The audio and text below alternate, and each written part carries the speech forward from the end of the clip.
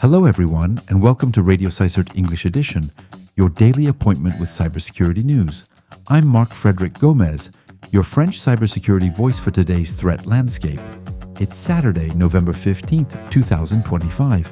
You're listening to episode 487 live from Valence, France.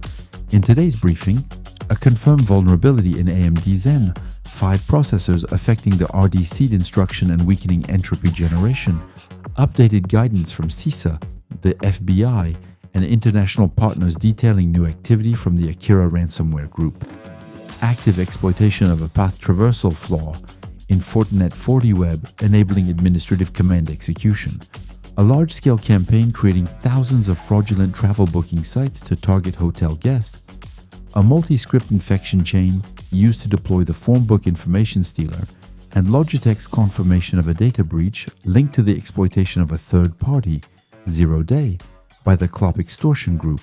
And if you are a new listener, feel free to subscribe to the podcast. We are available on Apple Podcast, Amazon Music, YouTube channel, Deezer, and Spotify. AMD has confirmed a high-severity vulnerability in its Zen 5 processors that directly affects hardware random number generation. Security Bulletin AMD SB7055, referenced as CVE 2025-6 2626, describes a flaw in the rdseed instruction on Zen 5. The 16-bit and 32-bit variants can return the value 0 far more often than a proper entropy source should, while still signaling success with the carry flag set to 1. The 64-bit variant is not affected. Since rdseed is used to seed cryptographically secure random number generators, this anomaly significantly reduces the entropy of the values produced. Keys, nonces, or tokens derived from these outputs can become partially or even highly predictable. The announced impact is a loss of confidentiality and integrity with a CVSS score of around 7.2. The typical scenario involves an attacker with local code execution, especially in multi-tenant environments or infrastructures that handle high-value cryptographic keys. The issue was first observed by a meta-engineer on the Linux kernel mailing list, who noticed an abnormally high frequency of zeros returned by rdseed on Zen 5 hardware. In response, some Linux kernels have chosen to disable rdseed on this generation entirely and rely exclusively on the system's random number generator. AMD is deploying fixes through CISA microcode updates, already available for several EPRC 9005 server models, and announced for the Ryzen 9000 series, Ryzen AI Max 300, Threadripper 9000, and Ryzen Z2 ranges starting in late November 2025.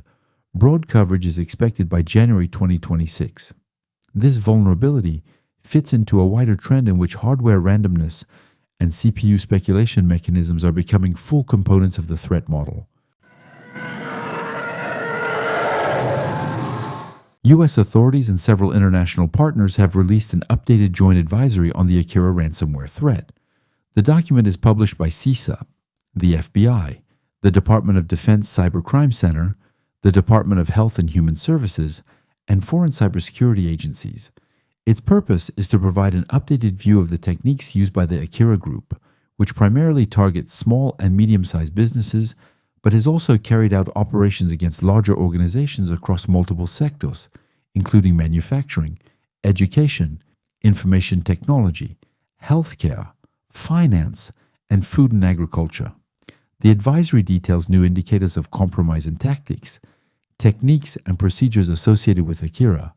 These elements complement earlier analyses released under the Stop Ransomware initiative, which provides network defenders with operational insights into ransomware variants and the groups behind them.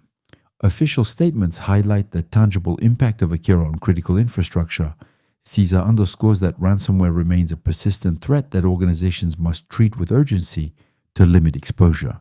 The FBI emphasizes the human and economic consequences of compromised networks and the importance of reporting intrusions so investigators can disrupt the group's operations. This updated advisory includes new technical information designed to improve the detection and analysis of intrusions attributed to Akira. It is part of a broader and continuous effort to share threat intelligence between federal agencies, international partners, and critical infrastructure operators in order to strengthen understanding of the threat landscape and support the defensive posture of exposed organizations. CISA reports active exploitation of a newly disclosed vulnerability affecting Fortinet's FortiWeb web application firewall. The flaw, tracked as CVE 2025-64446, is a relative path traversal issue that allows an unauthenticated attacker to run administrative commands through crafted HTTP or HTTPS requests. Multiple FortiWeb branches are impacted across the 7.0, 7.2, 7.4, 7.6, and 8.0 release lines. Fortinet has issued security updates for each supported branch, and upgrading to the latest fixed release is the only way to fully remediate the vulnerability. When upgrades cannot be performed immediately, Fortinet advises disabling HTTP or HTTPS on internet-facing management interfaces to reduce exposure, while emphasizing that this is not a complete mitigation. After applying the updates, organizations should review configuration settings and system logs to detect any unauthorized changes or suspicious administrator accounts. CISA added CVE 20,250-64446 to its known exploited vulnerabilities catalog on November 14th, indicating confirmed exploitation in the wild. A large-scale phishing campaign linked to a Russian-speaking threat actor has been targeting the hospitality sector since early this year. According to Netcraft, the group has registered more than 4,300 domains to impersonate major booking platforms. Hundreds of them mimic brands like Booking, Expedia, Agoda, or Airbnb, all with the goal of tricking hotel guests through fraudulent reservation emails. The attackers use a sophisticated phishing kit that adapts the appearance of each page based on a unique identifier in the URL. The fake sites replicate the branding of well-known travel platforms and lead victims through a sequence of redirects before showing a page that requests a deposit payment. The kit supports 43 languages and includes a fake CAPTCHA that mimics Cloudflare to make the site look legitimate. When victims enter their payment card details, the page triggers a background transaction attempt while a fake support chat guides them through a supposed 3D secure verification. The threat group behind the operation remains unidentified, but Russian comments in the source code suggest either a Russian origin or an intention to appeal to Russian-speaking buyers of the kit. Netcraft has also confirmed overlaps with a separate campaign reported by Sequoia, which targeted hotel managers with click-fix-style pages, deployed malware such as PureRat, and then contacted hotel customers using stolen reservation details. Shared domain patterns strongly indicate these campaigns are linked. Meanwhile, additional large-scale phishing waves have targeted organizations across Central and Eastern Europe by impersonating brands like Microsoft, Adobe, WeTransfer, FedEx, and DHL.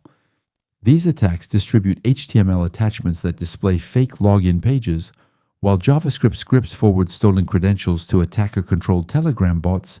Analysts note that this reflects the growing industrialization of phishing, driven by automated kits that streamline page customization, data harvesting, and exfiltration at scale. A recent malware campaign shows how multi-stage infection chains are still highly effective at bypassing security controls to deliver the phonebook information stealer. The attack starts with a simple hook, an email carrying a ZIP attachment, but unfolds through a sequence of heavily obfuscated scripts designed to hide their true behavior. The zip file contains a Visual Basic script that includes several layers of obfuscation. It begins with a 9-second delay implemented through date manipulation instead of a standard sleep call to avoid heuristic detection. The VBS then reconstructs a PowerShell command by piecing together fragmented strings, even generating the word PowerShell from calculated ASCII values. Once assembled, it launches a new PowerShell process through a shell.application object. The PowerShell stage is also deeply obfuscated. Two core functions, microcode and blockbookdiver65, extract selected characters from encoded strings to rebuild malicious code fragments and execute them through invoke expression. This reveals the use of .NET Web Client functions for remote payload retrieval. The script downloads the next stage from a Google Drive link, writes it to the user's app data folder, decodes it, and executes it. This step launches msiexec.exe and injects a malicious executable into it. The final binary, identified as a formbook variant, is designed to capture credentials, keystrokes, and screenshots.